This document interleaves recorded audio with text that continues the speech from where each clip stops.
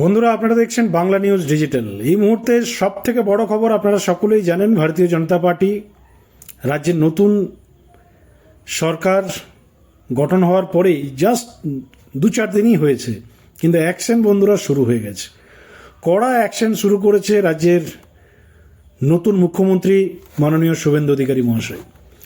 আপনারা সকলেই জানেন আজকে সব থেকে বড় খবর, যে কমিটমেন্ট ক্ষমতায় আসার আগে বিজেপির পক্ষ থেকে দেওয়া হয়েছিল এবং যে অ্যাকশনের কথা বারবার শুভেন্দু অধিকারীর মুখে আমরা শুনেছিলাম, যে বাংলাতেও যোগী স্টাইলে কাজ হবে, বাংলাতেও উত্তরপ্রদেশ মডেলেই কাজ করা হবে। এবং আমরা দেখলাম আজ তিলজলা ঘটনা বা তিলজলা কাণ্ড আপনারা বলতে পারেন, যে অবৈধ কারখানা, বহুদিনের অভিযোগ। এবং পশ্চিমবাংলায় এই ধরনের যে একটা দুটো কারখানা আছে এমন নয়, অবৈধ বিল্ডিং যে একটা দুটো আছে বা শুধুমাত্র কলকাতাতেই আছে এমন কোনো বিষয় নয়। সারা রাজ্য জুড়ে যদি আপনারা খোঁজখবর নেন, অবৈধ কারখানা বলুন, ঘরবাড়ি বলুন, মানে হিসাবের কোনো শেষ নেই, ডাটার শেষ নেই, প্রচুর রয়েছে। এই লাস্ট 15 বছর মমতা বন্দ্যোপাধ্যায়ের আমলে এই তোলাবাজি সিন্ডিকেট রাজটা এমনভাবে চলেছে সারা বাংলা জুড়ে। আপনার ইঞ্জিনিয়ার পারমিশন দিক বা না দিক, আপনার পরিষেবা থাকুক বা না থাকুক, আপনার আইনসম্মতভাবে জায়গা থাকুক না থাকুক, আপনার সব কিছু স্যাংশন হয়ে গেছে। আর সেইভাবেই দিনের পর দিন ব্যাঙের ছাতার মতো গজিয়ে উঠেছে বিল্ডিং, ফ্ল্যাট থেকে শুরু করে একাধিক এই ধরনের বিল্ডিং।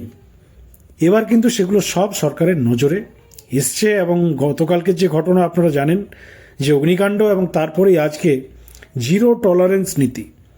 শুভেন্দু অধিকারী পরিষ্কার বলেছেন, পুলিশকে ফ্রি হ্যান্ড দেওয়া হয়েছে, যেখানেই বেআইনি নির্মাণ, বেআইনি বিল্ডিং, বেআইনি কারখানা রাখা যাবে না। বন্ধুরা, আপনাদের জানিয়ে রাখি আজকে যেটা সব থেকে বড় খবর, এবং যে খবরে বাংলার সমস্ত মিডিয়া হাউস আজকে চোখ রেখেছে। আপনারা জানেন অলরেডি মুখ্যমন্ত্রীর নির্দেশ, এবং সেই নির্দেশের পরেই বুলডোজার দিয়ে সেখানে ভাঙার কাজ শুরু হয়েছে। এবং এই যে অবৈধ কারখানা, এই অবৈধ কারখানা নিয়ে কঠোর পদক্ষেপ করা হয়েছে সরকারের পক্ষ থেকে। এবং সেই নির্দেশ মতো কেএমসির তরফে আমরা যে খবর পেয়েছি, কারখানা ভাঙতে অলরেডি হাজির হয়েছে বুলডোজার। এবং মুখ্যমন্ত্রী জানিয়েছেন যে কোনো কারখানায় অবৈধ যদি প্রমাণিত হয়, অবৈধ যদি থাকে, সেখানে জল, বিদ্যুৎ থেকে শুরু করে কোনো সংযোগ সেখানে রাখা যাবে না। এবং গতকালকে যে ঘটনা আপনারা জানেন, অলরেডি দুজনের সেখানে মৃত্যুও ঘটেছে। এবং অলরেডি রাজ্য জুড়ে এই খবর ভাইরাল হয়েছে, মিডিয়া হাউস খবরটাকে কভারেজ করেছে।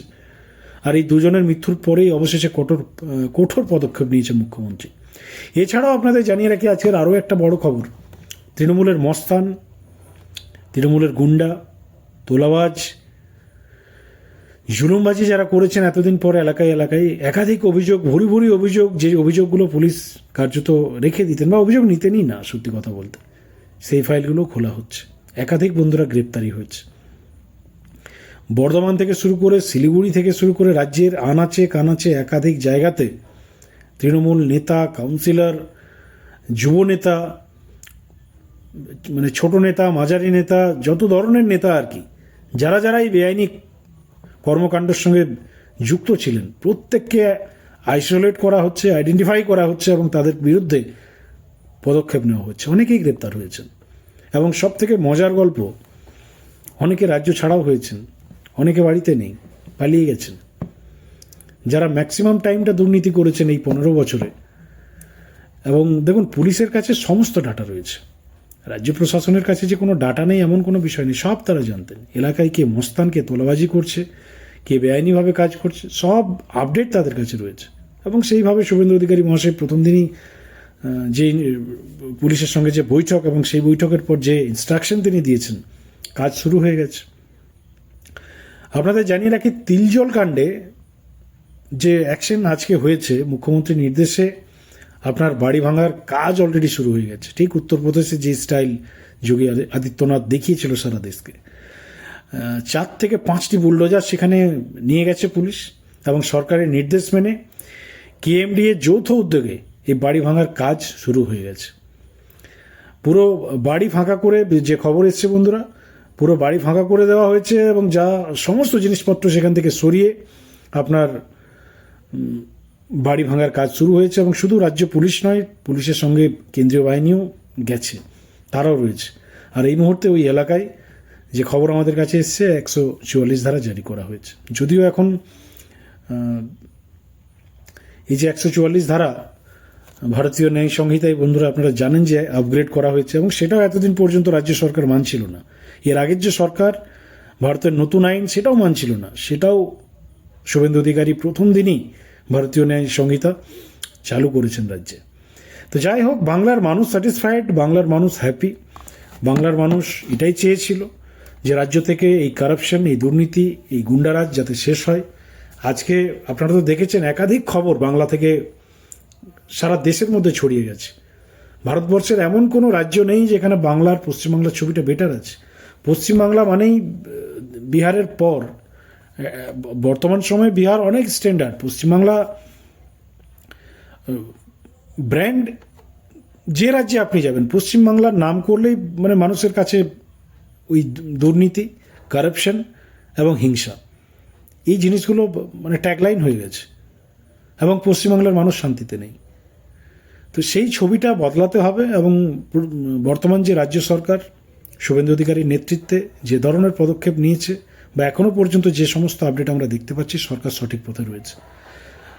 এবং আপনারা দেখেছেন আজকে 2000 টাকা যারা বিধবা ভাতা পান বা যারা 60 ইয়ার প্লাস যাদের রয়েছে, সেই ভাতা বাড়ানো হয়েছে, 1000 থেকে 2000 করা হয়েছে। অন্নপূর্ণা ভাণ্ডারের যে কমিটমেন্ট ছিল সেটা 3000 টাকা করা হয়েছে। আয়ুষ্মান ভারতের প্রকল্প শুরু হচ্ছে, আয়ুষ্মান ভারত প্রকল্প শুরু হচ্ছে আমাদের পশ্চিমবাংলায়। এছাড়াও কেন্দ্রীয় সরকারের সমস্ত প্রকল্প ধীরে ধীরে চালু করার কথা ঘোষণা করেছেন রাজ্য সরকার। তো যাই হোক বন্ধুরা, আলটিমেটলি আজকে দিন যে কমিটমেন্ট প্রধানমন্ত্রী ছিল আমরা দেখতে পাচ্ছি সেই লাইনেই সরকার এগোচ্ছে। আর এই সমস্ত বিষয় নিয়ে আপনাদের প্রতিক্রিয়া অবশ্যই লিখে জানান কমেন্ট সেকশনে এবং নতুন থাকলে চ্যানেলটিকে সাবস্ক্রাইব করে রাখুন। ধন্যবাদ।